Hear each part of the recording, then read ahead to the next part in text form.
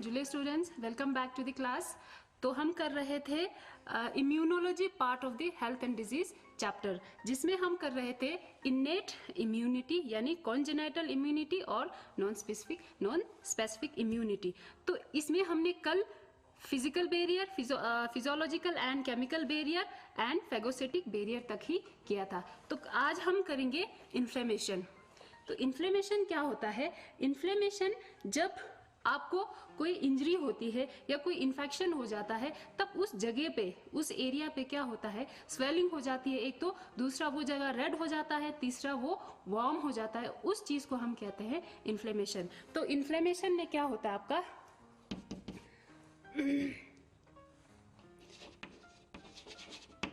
swelling, redness and warmth in the area of infection or injury। तो इसको हम कहते हैं इन्फ्लेमेशन। जहां पे जिस जगह पे आपको कोई इंजरी या इन्फेक्शन हो जाता है, उसी जगह क्या हो जाता है, स्वेलिंग, रेडनेस और वार्म हो जाता है, उसको हम इन्फ्लेमेशन कहते हैं। तो अब इन्फ्लेमेशन कैसे होता है? इन्फ्लेमेशन, ये जो इंजर्ड पार्ट है, इंजर्ड टिश्यूज जो है, ये डैमेज टिश्यूज या आप कह सकते हो डैमेज सेल्स जो है, ये कुछ केमिकल सिक्रीट करते हैं जिनका नाम है हिस्टामिन, ब्रेडिकाइनिन और प्रोस्टाग्लैंडिन। ऐसे कुछ केमिकल्स डैमेज टिश्यूज जो है वो सिक्रीट करते हैं, जिसकी वजह से क्या हो जाता है, सराउंडिंग एरिया के जो एरिया में जो कैपिलरीज होते हैं, capillaries means small blood vessels होते हैं, वो डायलेट हो जाता है, जिसको हम कहते हैं। अब ये सब क्या करते हैं, cause vasodilation,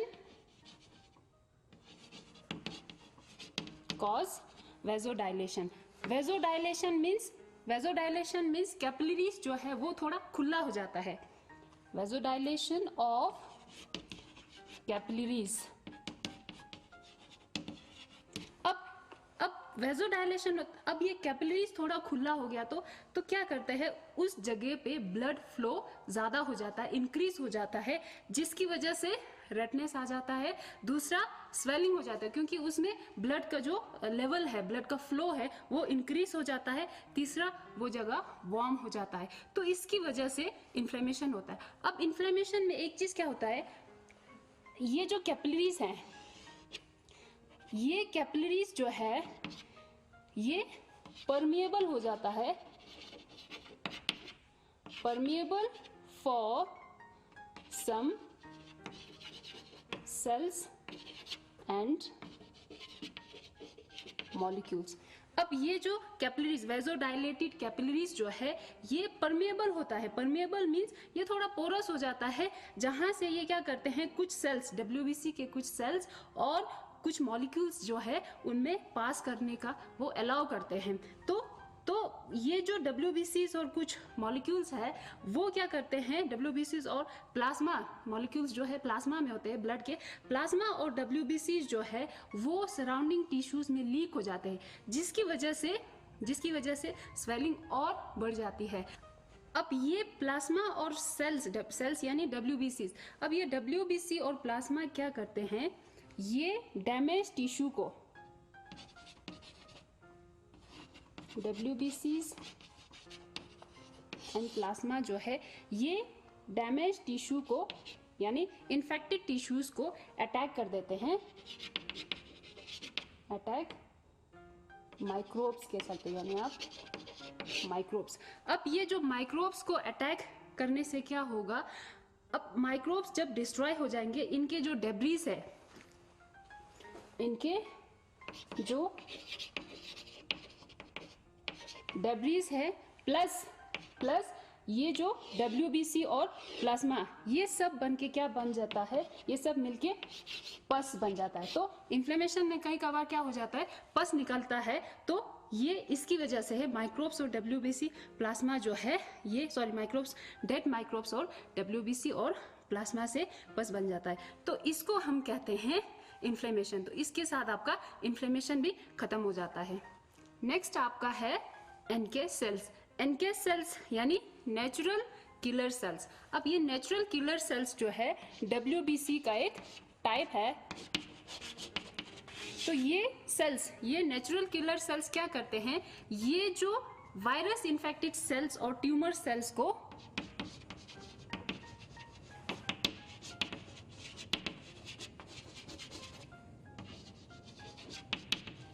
virus infected cells और ट्यूमर सेल्स को डिस्ट्रॉय कर देते हैं। थ्रू डिस्ट्रॉय कर देते हैं, कैसे डिस्ट्रॉय कर देते हैं, बाय इंड्यूसिंग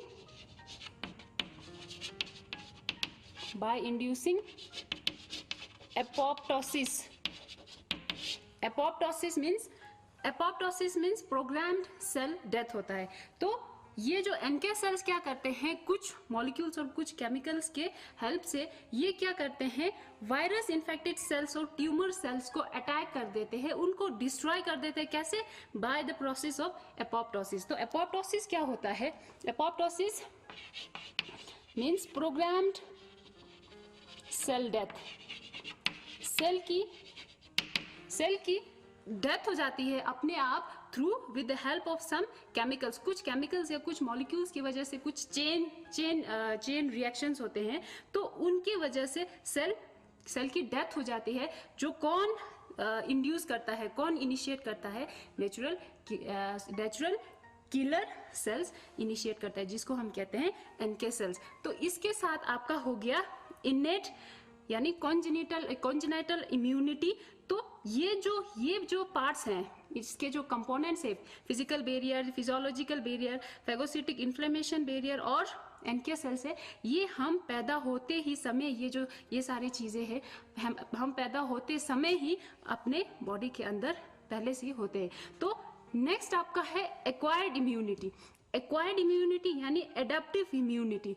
ये कैसे, जो मैंने आपको पहले बताया कि इम्यून सिस्टम के बारे में जो स्पेसिफिक होते हैं, इम्यून सिस्टम किसी एक एंटीजन के लिए कोई एक ही एंटीबॉडी निकलता है, तो ये इम्यून सिस्टम पार्ट जो है ये मेनली जो है एक्वायर्ड इम्यूनिटी या एडेप्टिव इम्यूनिटी का पार्ट है। नेक्स्ट आपका है एक्वायर्ड इम्यूनिटी। अब एक्वायर्ड इम्यूनिटी जो है, this type of immunity is acquired after birth.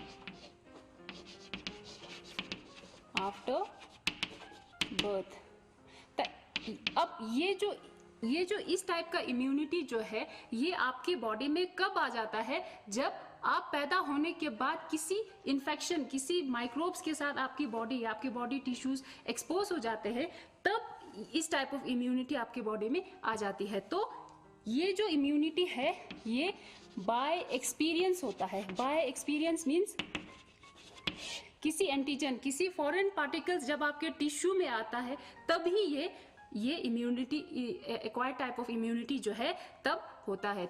अब ये एक्वायर्ड टाइप ऑफ इम्यूनिटी जो है ये सिर्फ हमें वर्टिब्रेट्स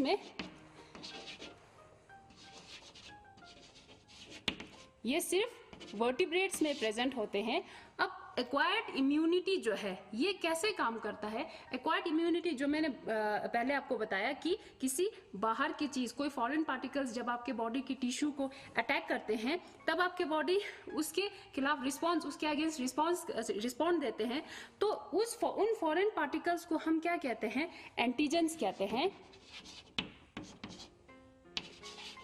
एंटीजेंस। अब एक्वायर्ड इम्यूनिटी जो है एंटीजन एंटीबॉडी रिएक्शन के थ्रू काम करता है। एंटीजन एंटीबॉडी रिएक्शन के थ्रू काम करते हैं। अब हम समझते हैं एंटीजेंस क्या है। एंटीजेंस वो फॉरेन सब्सटेंसेस हैं, वो फॉरेन पार्टिकल्स हैं जो, जैसे आपका हो गया बैक्टीरिया,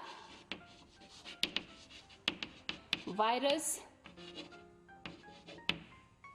या आप कोई टॉक्सिन्स, कुछ और केमिकल्स, और कुछ पोलन्स, इनको कहते हैं हम एंटीजेंस। अब एंटीजेंस क्या करते हैं? एंटीजेंस जब आपके बॉडी टिश्यू के अंदर एंटर करेंगे तब एंटीबॉडीज सिक्रीट करने में स्टिमुलेट करेंगे। अब इनको कहते हैं एंटीजन, जो एंटीबॉडी सिक्रीशन में स्टिमुलेट करते हैं। तो अब एंटीबॉडीज क्या होते हैं? एंटीबॉडीज जो हैं केमिकल्स होते हैं, कुछ केमिकल्स होते हैं जो कौन प्रोड्यूस करते हैं? WBCs। अब WBCs के खास टाइप ऑफ सेल्स होते हैं। WBCs के बहुत सारे टाइप्स होते हैं जिनमें लिम्फोसाइट जो है, लिम्फोसाइट्स जो हैं ये क्या करते हैं? ये एंटीबॉडी सिक्रीट करते हैं, ये केमिकल सिक्रीट करते हैं। किसके खिलाफ? ये एंटीजेंस के खिलाफ एंटीबॉडीज केमिकल सिक्रीट करते हैं टू एलिमिनेट दीज एंटीजेंस। अब ये जो एंटीजन सिक्रीट करने वाला लिम्फोसाइट्स जो है ये खासकर बी लिम्फोसाइट्स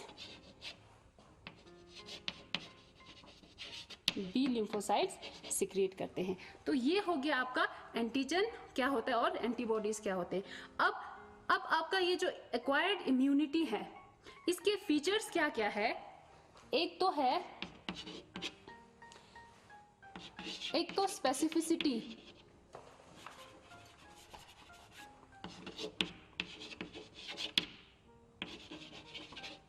फीचर्स इसके हैं। एक फर्स्ट स्पेसिफिसिटी मीन्स अब स्पेसिफिक एंटीजन के लिए स्पेसिफिक एंटीबॉडी सिक्रीट होते हैं बॉडी में। ऐसा नहीं है कि हर एक एंटीजेंस के लिए सिर्फ एक ही टाइप का एंटीबॉडी सिक्रीट होता है, ऐसा नहीं है। हर अलग एंटीजेंस के लिए अलग एंटीबॉडी सिक्रीट होता है, तो जिसको हम कहते हैं स्पेसिफिसिटी। दूसरा है self and non self discrimination between self and non self. Self and non self क्या होता है? अब ये एक्वायर्ड इम्यूनिटी के जो सेल्स हैं ये हमारे अपने बॉडी के सेल्स को अटैक नहीं करते, तो ये सिर्फ किसको अटैक करते हैं? फॉरेन पार्टिकल्स को, एंटीजेंस को अटैक करते हैं। तो इसको सेल्फ और नॉन सेल्फ में डिफरेंशिएट ये कर पाते हैं। तो ये हो गया आपका discrimination between self and non self. तीसरा इसका फीचर क्या होता है? मेमोरी। इस स्पेसिफिसिटी में एक चीज और है, इसमें हमारा क्या था? इनेट इम्यूनिटी में ये नॉन स्पेसिफिक था। नॉन स्पेसिफिक मीन्स ये हर एक फॉरेन पार्टिकल्स के लिए बैरियर बन जाता है, बट एक्वायर्ड इम्यूनिटी जो है किसी एक एंटीजन के लिए अलग रिएक्शंस होता है, इसीलिए स्पेसिफिसिटी इसका जो एक कैरेक्टरिस्टिक है। तीसरा आपका है मेमोरी। मेमोरी मीन्स अगर आपको कोई इन्फेक्शन, पहली बार आपको कोई इन्फेक्शन हो जाता है तो किसी वायरस से या किसी बैक्टीरिया से, कुछ पार्टिकुलर फॉरेन सब्सटेंसेस से आपके बॉडी पे इन्फेक्शन हो जाता है, तब क्या करता है? आपका जो इम्यून रिस्पॉन्स है एक्वायर्ड इम्यूनिटी में, आपका इम्यून रिस्पॉन्स जो है वो थोड़ा स्लो होता है फर्स्ट टाइम। क्यों? क्योंकि उसको पहचानने में और उसको रिस्पॉन्ड करने में टाइम लगता है, जिसको हम कहते हैं प्राइमरी,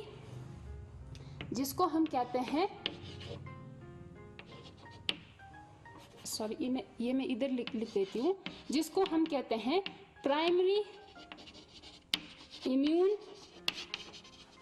रिस्पॉन्स। मीन्स मेमोरी में क्या है कि पहली बार जब कोई इन्फेक्शन हो जाता है, जब कोई फॉरेन पार्टिकल्स आपके बॉडी टिश्यू को अटैक करते हैं, तब ये जो फर्स्ट टाइम आपके इम्यून सिस्टम को भी रिस्पॉन्ड करने में टाइम लगता है, तो जिसको कहते हैं प्राइमरी इम्यून रिस्पॉन्स। अब नेक्स्ट टाइम जो है, नेक्स्ट टाइम उसी पार्टिकुलर एजेंट, उसी पार्टिकुलर एंटीजेंस आपके बॉडी को अटैक करते हैं, तब क्या होता है?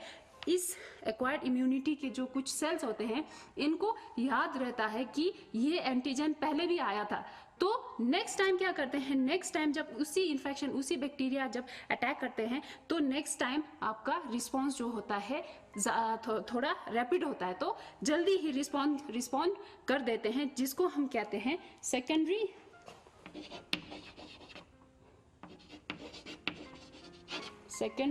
Immune response. तो ये हो गया क्यों सेकेंडरी इम्यून रिस्पॉन्स में क्यों जल्दी रिस्पॉन्ड करते हैं, क्योंकि इसका जो फीचर है मेमोरी, इसको याद रहता है कि कौन सा एंटीजन पहले आया था कि नहीं आया था, इसके अकॉर्डिंगली ये रिस्पॉन्ड करेंगे। तो ये हो गया आपका features of acquired immunity.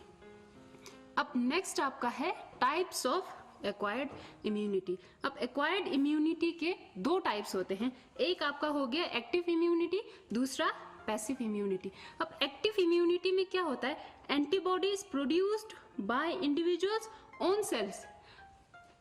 Passive में क्या है, readymade antibodies are injected into the person.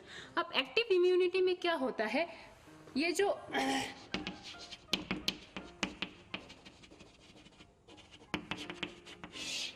Active immunity में एंटीबॉडीज जो हैं हमारे अपने बॉडी में ही पैदा होता है। तो कैसे ये प्रोड्यूस होते हैं एंटीबॉडीज,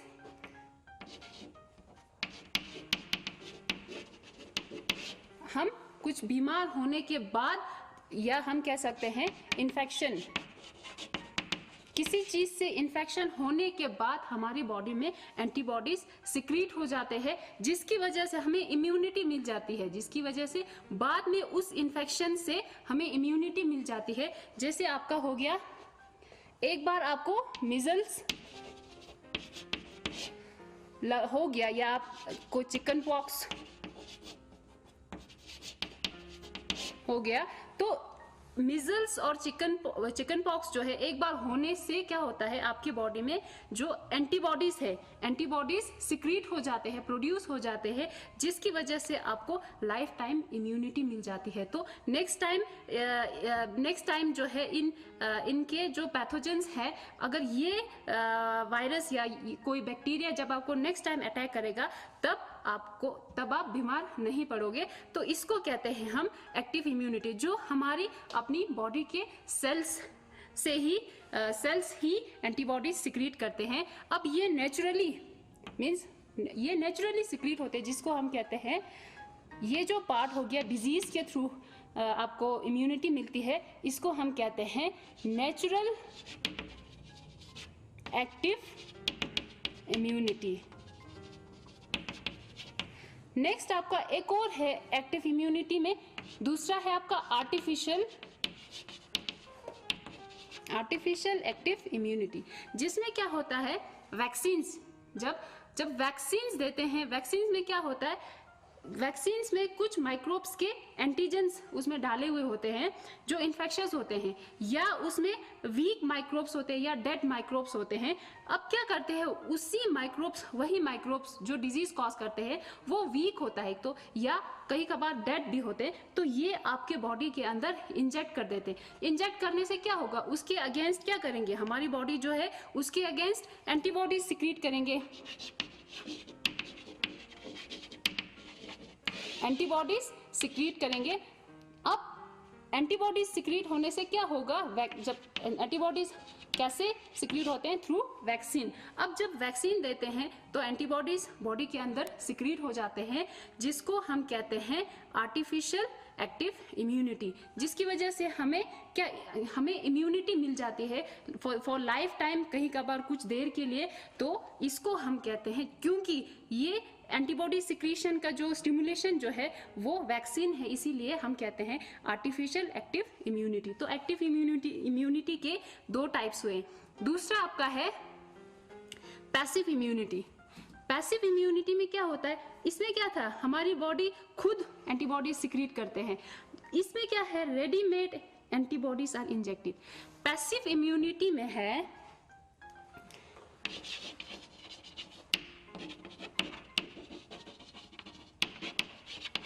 पैसिव इम्यूनिटी में readymade antibodies are secreted. Readymade कहाँ से मिलता है, पैसिव इम्यूनिटी में भी दो टाइप्स के हैं, एक है नेचुरल और दूसरा आपका आर्टिफिशियल। अब नेचुरल पैसिव इम्यूनिटी में कौन कौन सा है? From mother to foetus through placenta कुछ एंटीबॉडीज मिलते हैं। वो जो एंटीबॉडीज है फिटस के खुद अपने बॉडी से सिक्रीट नहीं होते, वो एंटीबॉडीज मदर के सेल से सिक्रीट होके बच्चे में चले जाते हैं, जो किसके थ्रू जाते हैं? Antibodies from mother to baby through placenta के थ्रू होता है, और बेबी के बर्थ होने के बाद फर्स्ट मिल्क जो होता है, जो पहला दूध होता है माँ का, जिसको हम कहते हैं कोलेस्ट्रम, तो इस कोलेस्ट्रम में भी एंटीबॉडीज प्रेजेंट होते हैं जिससे हमें इम्यूनिटी मिलती है। तो ये जो प्लेसेंटा और कोलेस्ट्रम के थ्रू एंटीबॉडीज मिलते हैं ये रेडीमेड है, मदर के बॉडी में ही वो प्रोड्यूस होते हैं, तो ये बच्चे में एंटर करते हैं। तो नेक्स्ट आपका है इसमें artificial passive immunity. Artificial passive immunity में क्या है? इसमें एंटीबॉडीज जो है किसी दूसरे ऑर्गेनिज्म में, जैसे हॉर्स हो गया, रैबिट हो गया या काव हो गया, उनमें क्या करते हैं? उनमें इन्फेक्शियस माइक्रोब्स को या इन्फेक्शियस पैथोजन को उनमें हम इंजेक्ट कर देते हैं, इनोकुलेट कर देते हैं, जिसकी वजह से उन ऑर्गेनिजम्स में एंटीबॉडीज प्रोड्यूस होते हैं, उनके ब्लड में एंटीबॉडीज प्रोड्यूस होते हैं। तो वो एंटीबॉडीज जो है वो हमारे बॉडी में इंजेक्ट कर देते हैं। तो ये क्या हो गया आपका आर्टिफिशियल पैसिव इम्यूनिटी। इसमें क्या है? Pathogens inoculated pathogens are inoculated in other animals। Pathogens जो होते हैं बाकी कुछ और एनिमल्स में इनोकुलेट कर देते हैं, जिसकी वजह से इन एनिमल्स में क्या पैदा होते हैं? इनके ब्लड में एंटीबॉडीज सिक्रीट होते हैं। वो जो एंटीबॉडीज है वो हमारी बॉडी में इंजेक्ट कर देते हैं, जिसको हम कहते हैं आर्टिफिशियल पैसिव इम्यूनिटी। तो ये हो गया आपका एक्वायर्ड इम्यूनिटी के टाइप्स, जो दो हैं, एक्टिव और पैसिव। अब नेक्स्ट आपका है कंपोनेंट्स ऑफ एक्वायर्ड इम्यूनिटी। अब एक्वायर्ड इम्यूनिटी में क्या क्या होते हैं, क्या क्या कंपोनेंट्स है इसके? इसमें है पहला आपका एंटीबॉडी मीडिएटेड इम्यूनिटी, और दूसरा है सेल मीडिएटेड इम्यूनिटी। अब एंटीबॉडी मीडिएटेड इम्यूनिटी और सेल मीडिएटेड इम्यूनिटी, अब नाम से ही पता चल जाता है कि इस कंपोनेंट में एंटीबॉडी सिक्रीशन होते हैं, दूसरे में सेल्स काम करते हैं to fight against the pathogens और इन्फेक्शन। अब ये जो एंटीबॉडी कैसे बनते हैं और सेल मीडिएटेड इम्यूनिटी कैसे काम करते हैं, इसको समझने के लिए आपको ये समझना जरूरी है कि आपके बॉडी में इम्यूनिटी कौन देते हैं? जो खासकर इम्यून सिस्टम के जो पार्ट्स है वो उसमें ज्यादातर लिम्फोसाइट्स काम करते हैं।